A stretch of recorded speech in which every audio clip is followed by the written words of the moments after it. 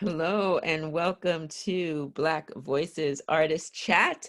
I have here with me the lovely Kevin Neighbors, and he's going to be performing his show this Saturday. Versatile. Is it versatile or versatile? What do you say? Oh, oh, It's like versatile. tomato. It's tomato, tomato, right? Yeah, whatever you say, versatile, versatile. But what do you say? Whatever the mood of the phrase is. Got you, Yeah. got you. Yeah, I say versatile, versatile. Versatile. So I'm going to read a little bit about Kevin. Hold on. So Kevin is an LA-based theater film artist. He serves as an executive board member and community liaison for the Region 7 Kennedy Center American College Theater Festival. He also serves as the Community College of Denver's uh, Theater Department's Career and Technical Education Advisory Board Chair. Very impressive. Kevin partnered with the C Talent Management Company in 2017 as an equity, diversity advocate and business strategist. Through his company, Neighbors Media, he has created films and digital projects with a sharp lens on social justice issues. He uses his voice as a mixed Black gay man adopted out of the foster system to connect with, collaborate, and empower young artists and peers who lack equity in opportunity and choice. Very impressive bio. So, so here we are. You're doing. So this is your first solo show, yeah? Yeah. Yes, it How are is. you feeling? How are you feeling? It is the hardest thing I've ever done in my entire life, but I'm here at the finish line and I'm ready, and it's been so rewarding, and I'm so excited. Yes, yes. Well, I've seen a portion of it and loved what I saw, and so I'm just really excited to see the rest of it. It was great. And so tell me a little bit about your show and your inspiration to write it. Yeah.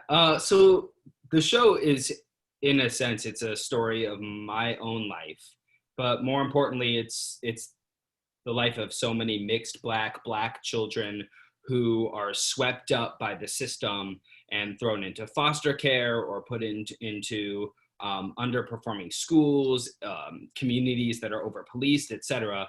And how we struggle with identity in a world that is so often against us. Hmm. And when I was a kid, I was in foster care for 10 years because in the 90s there were tons of policies in place to stop transracial adoptions. And even though I have white skin, they were like, oh well, we're not going to place you with a white family because you're half black, and my brother, he's the same, he was you.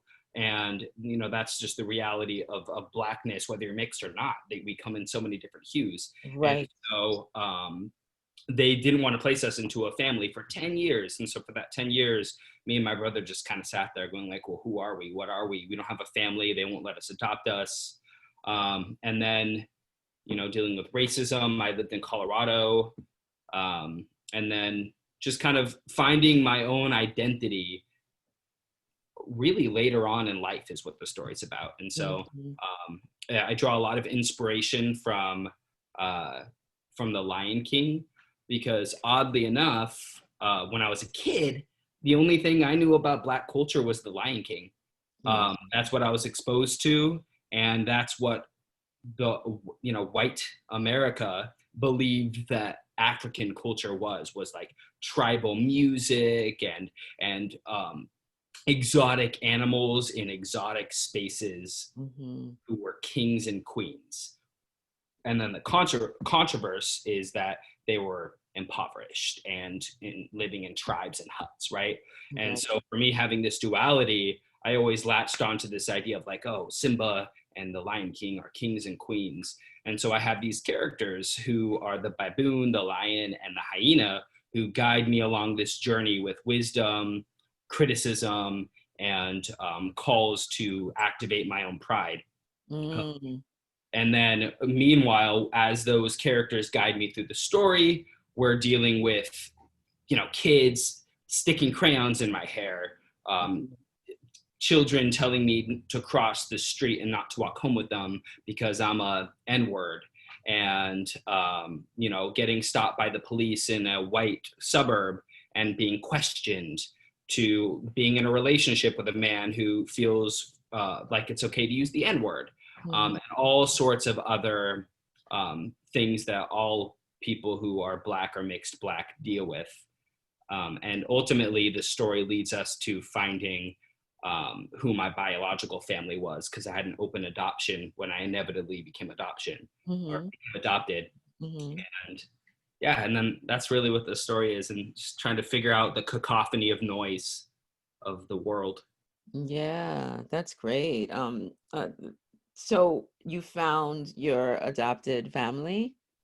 I did. I did actually last year. It took a long time to meet all of them. I knew my mom, my biological mother, when I was about 16, 15 years old.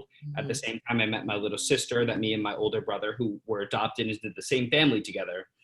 I met them when I was 16. But then, 8 years, 6 years pass. I'd see him like two more times.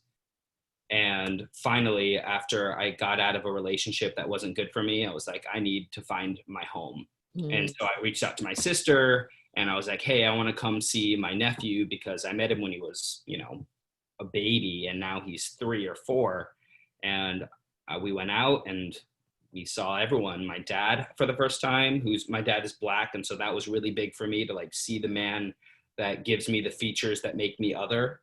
Um, and Mhm. then I also met my cousins, and I have like 40 cousins. It's crazy. And they all come, like, I have a full Black cousin who has the same complexion as me. And then his brother's this darker than my brother. And it was just like a Yeah. really great trip to have me realize what Blackness is, and Mhm. gaining a little bit more of that pride that I had been developing for such a long time, but now it was tangible and in front of me, not just Mhm. an idea or found through friends who are Black. Right, especially if you had experiences where um, it- people people were discriminating against you because of the color of your skin, but yet you didn't have any reference to that, No. so that Yeah. must have been an interesting journey as well. Yeah, and in my show we talk a bit about that, where it's like I am not in a what's the word, an adversary, or I'm not against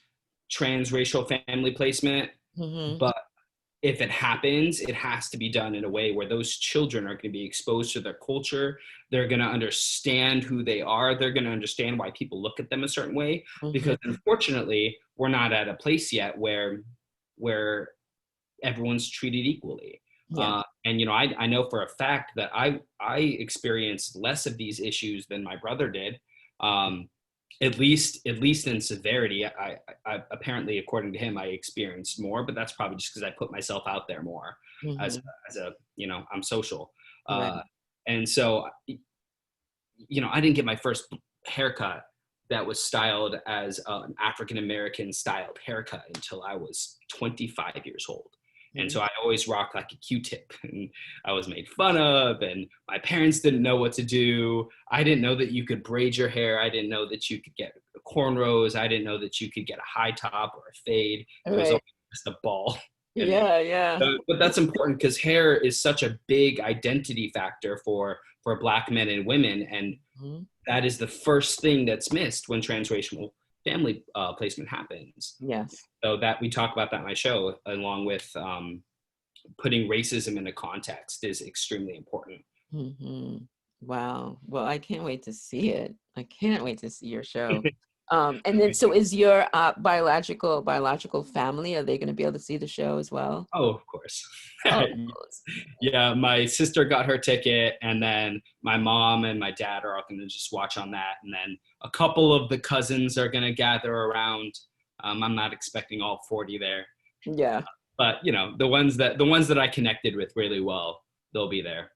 Nice, beautiful. So what made you, so like I said, this is your first solo show. What made you even do a solo show in the first place? Because it's so daunting, right? It's like the most challenging thing an actor can do, I think, on Yeah. stage.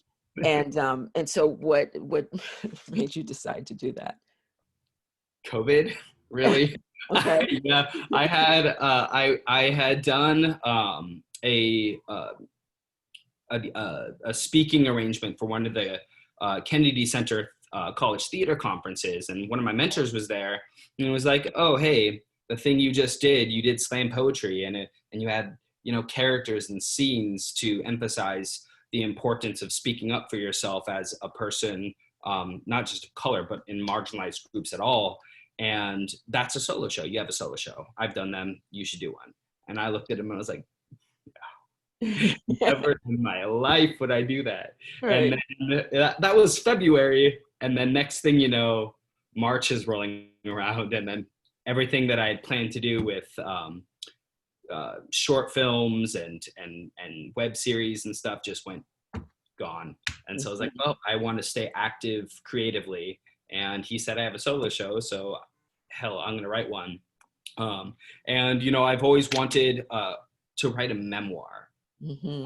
about like the foster care system and being mixed black and this like lost identity that happens there, where you're not acknowledged by the black community and you're not acknowledged by the white community, and what it feels like to exist there. Especially 20 years from now, I guarantee it's going to be this phenomenon where everyone looks back and goes, why were we like that with those people? Mm-hmm. And so that was the title of my memoir, Versatile Stories from Inside the Closet of a Half Black Gay Man. So then I was like, oh, this is a title of a solo show. And then I wrote it. And now here we are, ready to go. And you know what? I mean, so many people start out with a solo show and then it becomes a series, a film, you know what I mean? And so there's so many things that you can do afterwards because it's a great story. Yeah. So yeah, yeah. Cool. So lastly, what would you like the audience to take away once they come see your show? I want the audience, I think, to have a good time first and foremost. It's really, a lot of it is really heavy content and um, needs to be heard right now. And but at the same time, there's comedy inside of it. I try to imbue with the animals. They're ridiculous, that these people are guiding somebody along a journey. And I think it brings out the humanness um, of struggle, of adversity, right? Where you're laughing at yourself. I'm laughing at myself. Even back then, when all of this stuff was going on with the foster care system and racism, I had no idea what was going on, but I still laughed about it. Mm-hmm. And with that brings forth like, hey, guess what? POC, BIPOC people, LGBTQIA plus people, they're real people with senses of humor, with pain, and they deserve to be acknowledged, and they deserve to not fear to stand up and speak their voice. And so my hope is that anybody who is in a marginalized community, whether it's BIPOC or LGBTQIA plus, that you, if it's in your wheelhouse, you should do a solo show, or you should just go walk up the street to your school, walk into the principal's office and tell the principal, hey, my science teacher is homophobic, Mm-hmm.